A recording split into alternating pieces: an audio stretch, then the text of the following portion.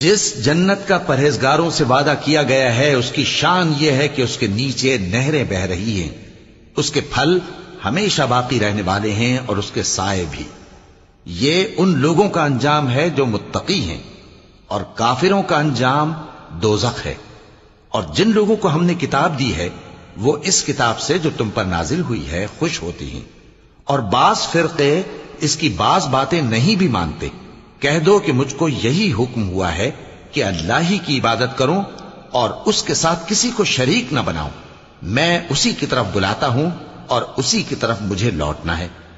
اور اسی طرح ہم نے اس قرآن کو عربی زبان کا فرمان بنا کر نازل کیا ہے، اور اگر تم علم آ جانے کے بعد ان لوگوں کی خواہشوں کے پیچھے چلو گے تو اللہ کے سامنے کوئی نہ تمہارا مددگار ہوگا اور نہ کوئی بچانے والا۔ اور اے نبی، ہم نے تم سے پہلے بھی پیغمبر بھیجے تھے اور ان کو بیویاں اور اولاد بھی دی تھیں، اور کسی پیغمبر کے اختیار کی بات نہ تھی کہ اللہ کے حکم کے بغیر کوئی نشانی لے آتا۔